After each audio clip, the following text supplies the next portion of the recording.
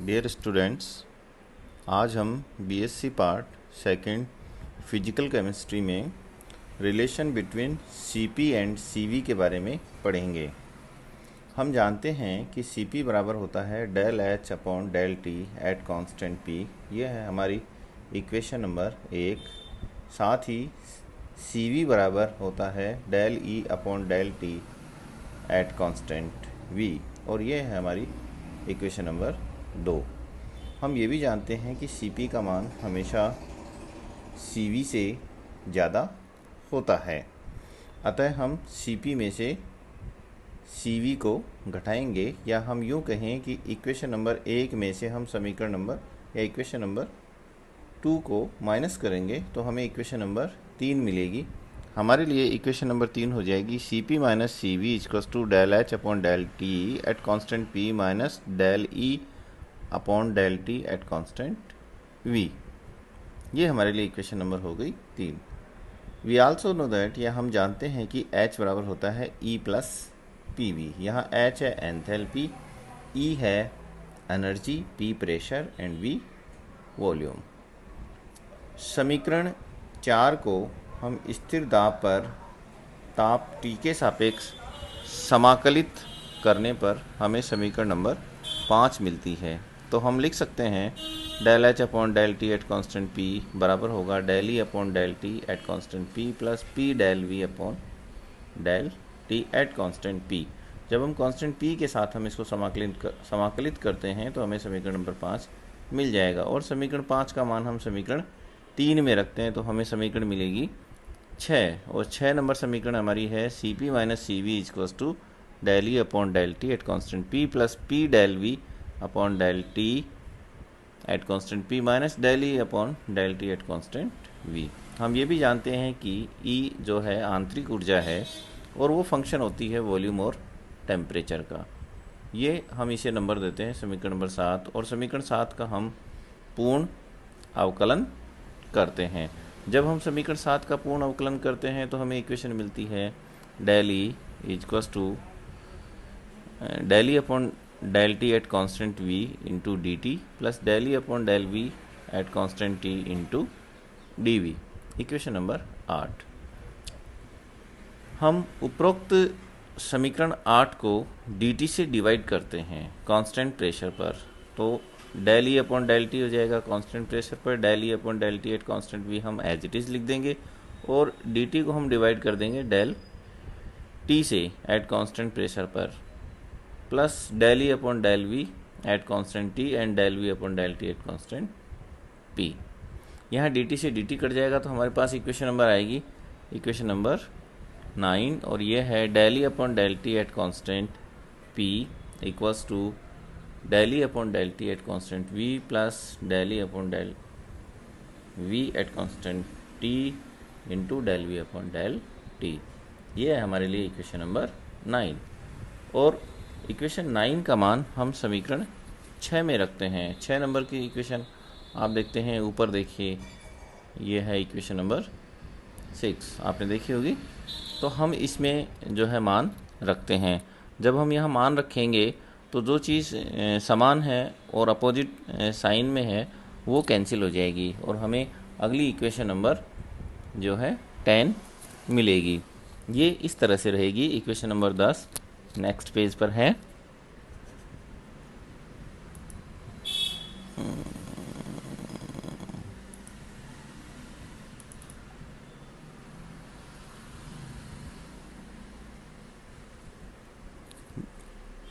ये है हमारी equation number 10। C P minus C V del E upon del T at constant V plus del E upon del V at constant T del V upon del T at constant P plus P del V upon del T at constant P and minus del E upon del T at constant V. जो common part है और विपरीत sign है तो इन्हें हम cancel कर देते हैं। तो ये दोनों आपस में कैंसिल हो जाएंगे, और अपने पास इक्वेशन बचेगी C P minus C V equals to del E upon del V at constant T और del V upon del T at constant P plus P del V upon del T. अब यहाँ देखते हैं कि right hand side में हमारे पास 2 term हैं। इन दोनों टर्म्स में से जो है हम कुछ पार्ट कॉमन ले लेते हैं। कॉमन लेने के लिए अपने पास में जो है दोनों में से कॉमन है del V upon del T at constant P. जब हम इसे कॉमन ले लेते हैं तो प्रथम पार्ट में से अपने पास बचता है del E upon del V at constant T plus P, क्योंकि ये वाला पी का जो अगला पार्ट है वो कॉमन आ जाएगा। तो जब ये कॉमन आ जाता है तो हमारे पास इक्वेशन नंबर बन जाती है 10। अब हम ये जानते हैं कि जूल्स लॉ हमारा ये कहता है कि आंतरिक ऊर्जा केवल ताप का फलन होती है, वह आयतन पर निर्भर नहीं करती है। फिर से सुनिए, जूल्स लॉ है हमारा कि आंतरिक ऊर्जा केवल ताप का फलन होती है, वह आयतन पर निर्भर नहीं करती है। जब हम डेल ई का डेल वी के साथ में या आयतन के साथ इसको हम अवकलित करने का प्रयास करते हैं डेल टी, तो इसका जो रिजल्ट है वो क्या आता है, 0 आता है।